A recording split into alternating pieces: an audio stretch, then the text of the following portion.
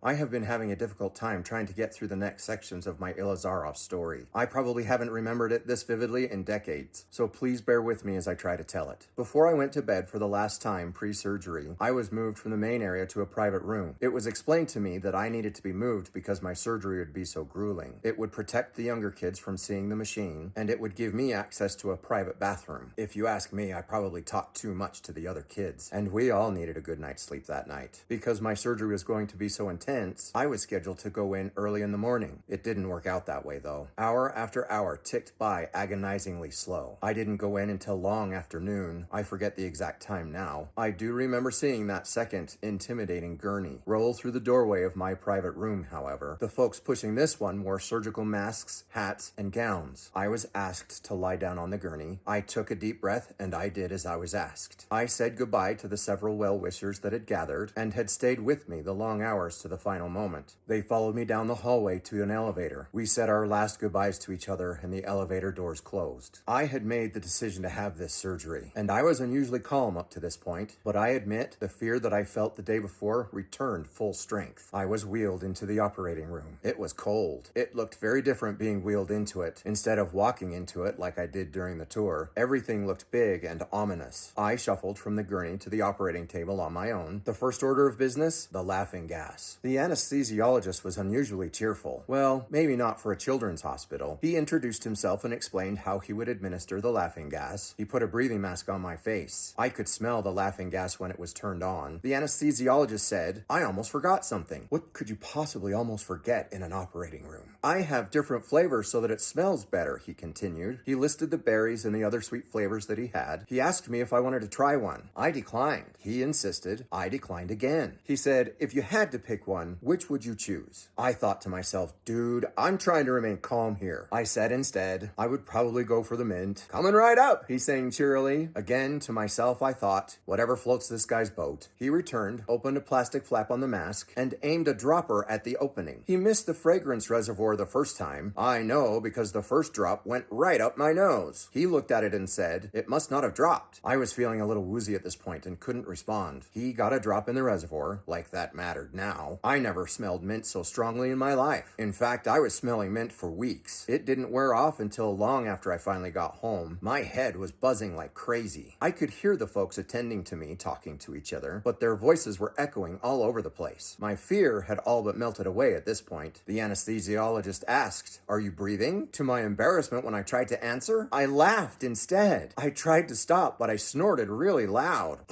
The anesthesiologist asked again, "Are you breathing?" I snorted really loud that time.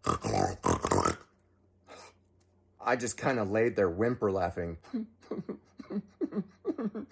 A female attendant finally came to my rescue. She said, "He's laughing. He's breathing. Leave him alone." "All right," the anesthesiologist said. That same female attendant drew her face close and said, "Are you doing okay, honey?" I nodded my head. "Your eyelids are probably feeling heavy," she said. "You can close them if you want." For some reason, I strained to keep them open. She spoke again. "Don't fight it, dear. Relax. Close your eyes." My eyelids obeyed her command. I could hear the voices echoing from very far away, and I could hear the beeping of my heart monitor. At first, it was one clear beep followed by another, but then the beeping began to echo. I heard 2 quick beeps at a time, then 3, then 4, then all I could hear was rapid beeping. It swirled around me in a large circle. The beeping became points of light lining that circle. The beeping sound changed to a harsher sound, something like the sound of leather striking wood rapidly. The circle continued adding lights until it became a mighty spiral galaxy. I felt myself falling toward the outer edge of it. I didn't think it could get any stranger than that until the edge of the galaxy caught the side of my head. My head was being stretched many light years long. I felt the edge grab my neck, then my shoulder, then my elbow. When it grabbed my baby thumb, it kind of hurt. The top part of me was being stretched like a long, thin spaghetti noodle. My hip went in, then my thigh, my knee, and finally my toes. All the while, each part was being stretched farther and farther away from each other. My entire noodly self was swirling and stretching to the center of the galaxy. But as I did so, the galaxy began to collapse. Me, the galaxy, and everything collapsed to a single point. And then that tiny, bright point point of light, dimmed and faded away until there was nothing at all. I sat in empty silence for a little while, but then I recognized the beeping of my heart monitor again. The voices in the room were coming back, and I could understand them. They weren't echoing at all. I couldn't really feel my body, and I really couldn't move it. But I did begin to feel some really strange tapping on my left hand and on both of my feet. I couldn't make sense of it. What was going on? Was I done with my surgery already? I heard a voice right next to my head say, "I found one. It's really strong." Another voice said, "Can I take a look?" The tapping at my hand stopped momentarily, but then started up again. The tapping at my feet remained steady. Voice 2 said, "Yep, I feel it. Let's use that one." The tapping on both of my feet and on my hand stopped. Voice 2 said, "Do you want to try it?" Voice 1 said, "Sure, I can give it a shot." I felt gloved fingers manipulating the top of my hand. I felt a sharp pain. I swear I could feel the tip of the IV entering my vein. I felt the cold of the saline solution entering my hand. I felt some more manipulating. And then I felt a brilliant burning sensation. It entered my hand and moved up my arm. At that moment, I heard Voice 1 say, "Oops." Voice 2 replied, "What happened?" Voice 1 answered, "Oh, I made a mess." The brilliant burning sensation traveled into my neck. Voice 2 began to echo again. "Don't worry, we can always clean it up later." The real anesthesia hit my head. I tried to use telepathy on Voice 2. "Gee, thanks,"